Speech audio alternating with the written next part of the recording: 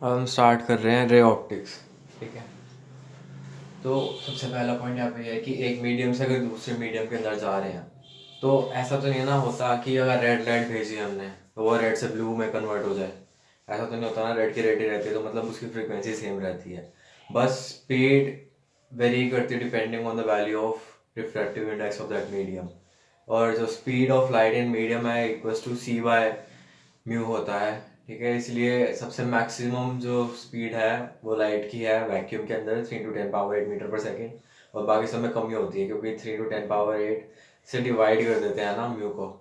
तो मीडियम के अंदर अगर कुछ रिफ्रैक्टिंग इंडेक्स है तो उसके अंदर लाइट की वेलोसिटी सी से कम ही रहेगी। और c equals to nu lambda. Nu तो कांस्टेंट है। Colour of light is a character of its frequency. Colour same रहता है तो फ्रीक्वेंसी भी सेम ही रहेगी जब तक मीडियम चेंज नहीं, जब तक सोर्स चेंज नहीं होता।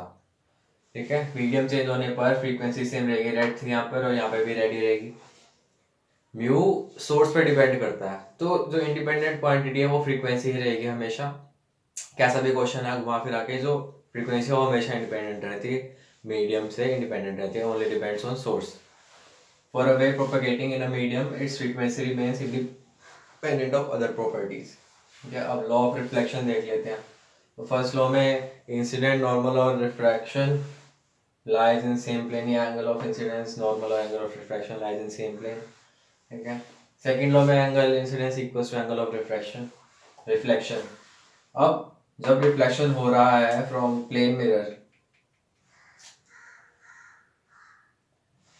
तो जैसे रिफ्लेक्ट हो गई तो मीडियम सेम है तो वेलोसिटी भी सेम रहेगी और फ्रीक्वेंसी तो रहती ही सेम है जब तक सोर्स सेम रहेगा। ठीक है, और अगर फ्रीक्वेंसी कांस्टेंट है सी इक्वल्स टू न्यू लैम्डा से, सी भी सेम है तो लैम्डा भी सेम रहेगा। ठीक है, अब ये वेलोसिटी और लैम्डा सेम क्यों रहे? क्योंकि मीडियम सेम था। और फ्रीक्वेंसी सेम क्यों रही? क्योंकि ये इंडिपेंडेंट प्रॉपर्टी है। ठीक है, ये इसलिए सेम नहीं रही क्योंकि मीडियम सेम था, ये इंट्रिंसिक प्रॉपर्टी है इसलिए सेम रही। ठीक है, और रिफ्लेक्शन के टाइम कुछ अमाउंट ऑफ एनर्जी एब्जॉर्प्शन भी होता है और हमें पता है wave is transfer of energy and momentum. तो एनर्जी एब्जॉर्ब होगी जिसकी वजह से जो इंटेंसिटी लाइट की है रिफ्लेक्शन के बाद वो कम हो जाएगी। ठीक है, तो intensity is directly proportional to amplitude का स्क्वायर। तो इंटेंसिटी डिक्रीज होगी और एम्पलीट्यूड भी डिक्रीज होगा रिफ्लेक्शन के केस में। ठीक है, बट टोटल इंटरनल रिफ्लेक्शन के केस के अंदर एब्जॉर्प्शन नहीं होता, सारी की सारी लाइट रेज वापस आ जाती हैं। इसीलिए टोटल DIR के अंदर जो इमेज बनती है वो बहुत ज़्यादा क्लियर बनती है। और जो नॉर्मल रिफ्लेक्शन होता है उसके अंदर इंटेंसिटी का लॉस होता है। अब a light ray is incident on a plane mirror at an angle 30 degree, find deviation of the ray। Simple सा क्वेश्चन है, प्लेन मिरर पे है तो ये बना लो सबसे पहले। ठीक है, प्लेन मिरर बना लिया एक हमने, ये ऐसा था प्लेन मिरर, 30 डिग्री पर इंसिडेंट किया तो 30 डिग्री एंगल हो गया। ठीक है, और रिफ्लेक्शन प्लेन मिरर है तो रिफ्लेक्शन हो रहा होगा और एंगल ऑफ इंसिडेंट भी रिफ्लेक्शन इंसिडेंट के बराबर होता है तो ये भी 30 हो गया। अब इसको रे को जाना ऐसे चाहिए था बट ये चली ऐसी गई। तो इनिशियल पॉइंट से फाइनल पॉइंट तक हम जो एंगल स्वेप्ट करा उसे एंगल ऑफ डेविएशन बोला। और इसकी डायरेक्शन ऐसे रहेगी क्योंकि ऐसे जाना था और ऐसे मुड़ गई। इंसिडेंट से इनिशियल से फाइनल की तरफ जा रहे हैं ना, तो हमें एंगल की डायरेक्शन अगर पूछ ली तो उसके अंदर एंटी क्लॉकवाइज आएगी इस केस में। अब ये पूरी लाइन है, ये 180 डिग्री है और हमें ये निकालना है, 180 में से 60 माइनस करेंगे तो 120 आंसर आ जाएगा, बट एंटी क्लॉकवाइज डायरेक्शन में। बट अगर हम इस डायरेक्शन में कैलकुलेट करें क्लॉकवाइज में तो 240 डिग्री आएगा, इस बात का ध्यान रखना है। अब when two mirrors are placed perpendicular to each other, then incident and reflected rays are anti-parallel to each other। ठीक है, दो प्लेन मिरर्स को हमने अगर परपेंडिकुलरली प्लेस कर दिया तो जो इंसिडेंट और रिफ्लेक्टेड रे है, समझना, फर्स्ट रिफ्लेक्शन सेकंड रिफ्लेक्शन के बाद वाली, जो इंसिडेंट रे है और सेकंड रिफ्लेक्शन के बाद वाली रिफ्लेक्टेड रे है वो दोनों आपस में एंटी पैरेलल रहेंगी। और ये जो एंगल ये वाला है ये अल्फा एंगल है और ये फिनोमिना इस अल्फा के ऊपर डिपेंड नहीं करता। ये क्वेश्चन सर ने कराया था और उसके अंदर पूछा था कि किस एंगल पर इंसिडेंट और सेकंड रिफ्लेक्शन के बाद रिफ्लेक्टेड रे एंटी पैरेलल रहेंगी, तो उसमें कई सारे ऑप्शन थे, तो उसमें ऑल ऑफ द अबव जाना था, क्योंकि वो एंगल पर डिपेंड ही नहीं करता, हर एंगल पर होगा। ठीक है, हर एंगल पर जो इंसिडेंट रे है वो रिफ्लेक्टेड रे के एंटी पैरेलल रहेगी, और ये एंगल यहाँ से मेजर करते हैं। ठीक है, अब find the angle and the direction of rotation of plane mirror so that point P illuminates. ठीक है, पॉइंट पी इल्यूमिनेट करना है, मतलब हमें लाइट रिफ्लेक्शन के बाद यहाँ पहुँचानी है। अभी देख लेते हैं स्टार्टिंग में कहाँ जा रही है, ये नॉर्मल ड्रॉ किया, ये ऐसी जाएगी। ठीक है, तो ये 40 था नॉर्मल, और ये 50 रह जाएगा, ये भी 50 होगा, तो ये कितना होगा, ये 40 रह जाएगा। तो अभी रिफ्लेक्टेड लाइट ऐसे जा रही है, हमें इसको ऐसे लाना है, हमारा एम है इसको ऐसे लाना। तो हमें इस जो मिरर है इसको कितना रोटेट करना पड़ेगा इस काम के लिए। ठीक है, तो अब जब हम प्रैक्टिकल करते हैं, तो जैसे कोई हमने मिरर लिया, तो हम मिरर को जरा सा शिफ्ट करेंगे, और जो उसकी इमेज बन रही होगी, जो रिफ्लेक्शन हमें दिखता है, जैसे करते नहीं आंख में मारते जो रिफ्लेक्शन, वो वाला, वो बहुत ज्यादा अपना डिस्प्लेस हो जाएगा। जैसे मिरर इतना था, हमें मिरर को इतना सा घुमाया, तो रिफ्लेक्शन जो बन रहा था वो यहाँ से वहां तक पहुंच जाएगा। तो इसका कहने का मतलब इस समय क्या पता चलता है कि अगर मिरर में डिस्प्लेसमेंट थीटा है, तो जो रिफ्लेक्टेड रे है उसमें डिस्प्लेसमेंट 2 थीटा होगा। हमें रिफ्लेक्टेड रे में डिस्प्लेसमेंट कितने का चाहिए, 40 डिग्री का, तो मिरर को कितना रोटेट करना पड़ेगा, 20 डिग्री। ठीक है, और किस डायरेक्शन में रोटेट करना पड़ेगा, ऐसे, तो मतलब आंसर जाएगा 20 डिग्री एंटी क्लॉकवाइज। ठीक है, आगे चलते हैं, आगे कंटिन्यू करते हैं। प्लेन मिरर की बात चल रही थी। Line joining object and image is always perpendicular to plane mirror, कि जो ऑब्जेक्ट और इमेज को जो लाइन जॉइन कर रही होगी वो प्लेन मिरर के परपेंडिकुलर होगी। जैसे ये रहा प्लेन मिरर, यहाँ पर था ऑब्जेक्ट, तो हम तो ऐसे खड़े हैं, प्लेन मिरर अगर सीधा होगा तो जो इमेज होगी वो भी हमारे एकदम सामने बनेगी। पर मैंने क्या किया, मैं ऐसे खड़ा हूँ, मैंने प्लेन मिरर को ऐसे तिरछा कर दिया, तो अब भी इमेज का वो सामने ही बनेगी, अब इमेज सामने नहीं बनेगी। अब अगर मैं इस प्लेन मिरर को एक्सटेंड करके नीचे ले जाऊं, तो मेरे एकदम परपेंडिकुलर सामने बनेगी। समझ में आई बात, मतलब जो ऑब्जेक्ट और इमेज है उनके बीच में ऐसी स्ट्रेट लाइन होनी चाहिए कि वो प्लेन मिरर को परपेंडिकुलरली कट करे। इस केस में परपेंडिकुलरली कट नहीं कर रही है, एट एन एंगल कट कर रही है, बट इस केस के अंदर परपेंडिकुलरली कट कर रही है प्लेन मिरर को, तो ये वाली इमेज सही बनेगी, ये वाली इमेज नहीं बनेगी। अब प्लेन मिरर की खासियत है कि ये रियल ऑब्जेक्ट की वर्चुअल इमेज बनाता है, और वर्चुअल ऑब्जेक्ट की रियल इमेज बनाता है। बात भी सही है, हम रियल हैं तो हमारी वर्चुअल इमेज बन रही है। अब इसके डिलिमिट्स क्या है कि ये रियल ऑब्जेक्ट की रियल इमेज नहीं बना सकता। जैसे मैं खड़ा हूँ, ऐसा तो नहीं है ना कि मेरे साथ में मेरी इमेज बन गई, सामने बनती है ना, मिरर के अंदर बनती है ना, वर्चुअल वर्ल्ड में असली इमेज तो नहीं आ जाती ना, असली मेरे ऐसा तो नहीं आ जाता ना साथ में। ठीक है, तो रियल ऑब्जेक्ट की रियल इमेज नहीं बना सकता, ऐसी वर्चुअल ऑब्जेक्ट की वर्चुअल इमेज नहीं बना सकता, मतलब ये सेम काम नहीं कर सकता। अगर रियल ऑब्जेक्ट है तो उसकी वर्चुअल इमेज ही बनेगी, और अगर वर्चुअल ऑब्जेक्ट है तो उसकी रियल इमेज ही बनेगी। ठीक है, रियल की रियल नहीं बना सकता और वर्चुअल की वर्चुअल नहीं बना सकता। ठीक है, जैसे ये ऑब्जेक्ट था, ये वर्चुअल ऑब्जेक्ट था, क्यों, क्योंकि ये जो लाइंस हैं इंसिडेंट रेस, ये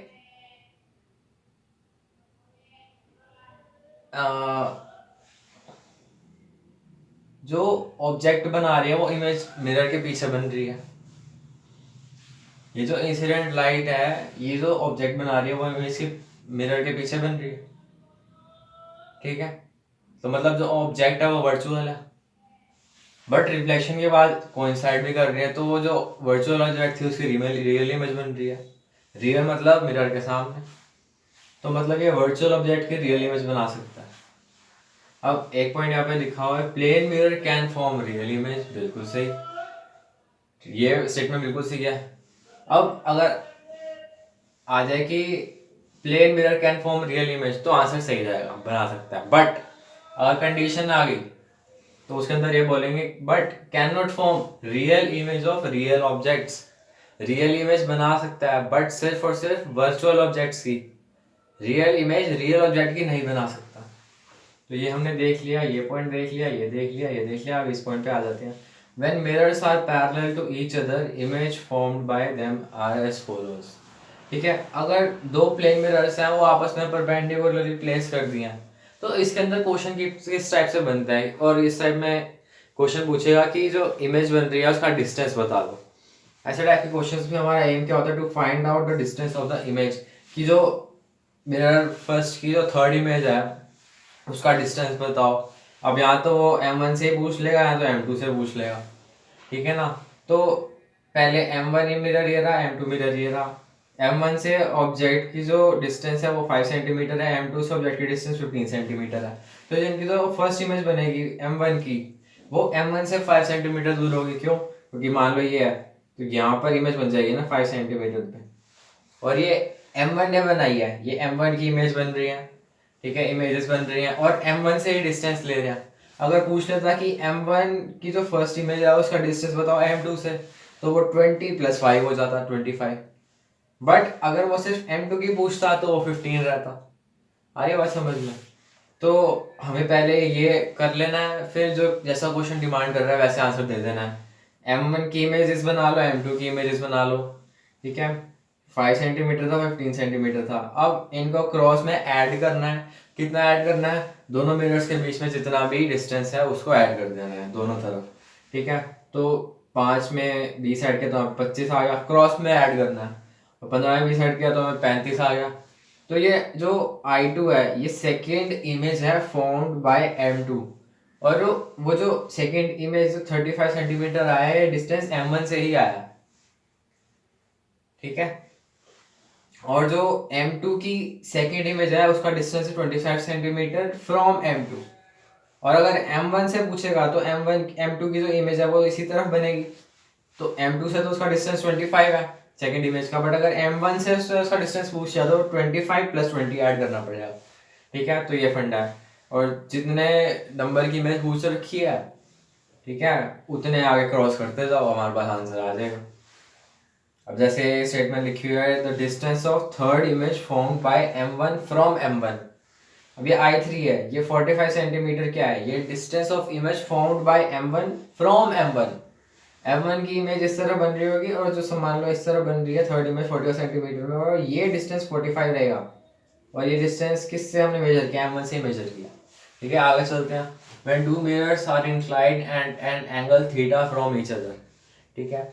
अब इस केस के अंदर क्या था, दोनों रिलेटेबल है। इस केस के अंदर हमें इमेज का डिस्टेंस निकालना था कि कौन सी इमेज कितने डिस्टेंस पे बन रही होगी, और इस क्वेश्चन के अंदर हमें नंबर ऑफ इमेजेस निकालनी है कि अगर दो मिरर्स हैं, ठीक है, और ऑब्जेक्ट यहाँ पर प्लेस्ड है इतने एंगल पे फ्रॉम वन मिरर और इतने एंगल पे फ्रॉम सेकंड मिरर, तो टोटल नंबर ऑफ इमेजेस कितनी बनेगी, ठीक है। तो इसको सॉल्व करने का तरीका भी सेम है।